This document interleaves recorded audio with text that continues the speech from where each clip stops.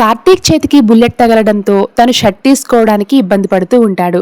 దాంతో దీప కార్తీక్కి హెల్ప్ చేస్తూ, పిలవచ్చు కదా, నీ చిన్న మరదలు వచ్చి హెల్ప్ చేస్తుంది అనుకున్నావా అని దీప వెటకారంగా అనేసరికి, ఇంటికి వచ్చిన దగ్గర నుంచి చూస్తున్నాను, ఏమైంది నీకు?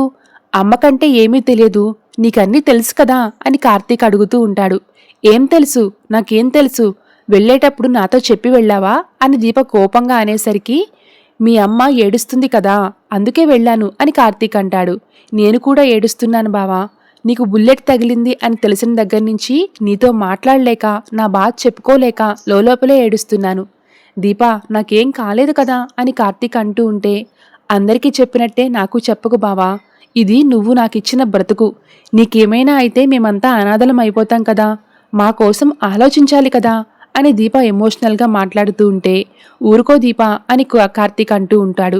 ఊరుకోవడం కాదు, ఆ జ్యోత్స్న నాతో ఛాలెంజ్ చేయడం, అత్తయ్యకి కల రావడం, అది కనిపించకుండా పోవడం, నీకు గాయం అవ్వడం, ఇదంతా చూస్తుంటే నేను ఊహించని పెద్ద ప్రమాదమేదో భవిష్యత్తులో జరగబోతుంది అనిపిస్తుంది అని దీప అంటూ ఉంటే, అంతా నీ భ్రమ అని కొట్టిపాడేస్తాడు కార్తీక్.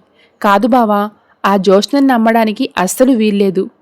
మీ అమ్మ బ్రతుకుతుంది ఆ జ్యోత్స్న కోసం కదా, అది మనకి స్పష్టంగా అర్థమయ్యింది కదా అని కార్తీక్ అంటూ ఉంటే, అందుకే కదా బావా నిజం చెప్పలేకపోతున్నాం, అది అడ్డు పెట్టుకుని అది ఇష్టం వచ్చినట్లు ఆడుతుంది అని దీప అంటూ ఉంటే, అందుకే కదా ఆ వైరాగాడు దానికి గట్టిగా బుద్ధి చెప్పాడు అని కార్తీక్ అంటాడు.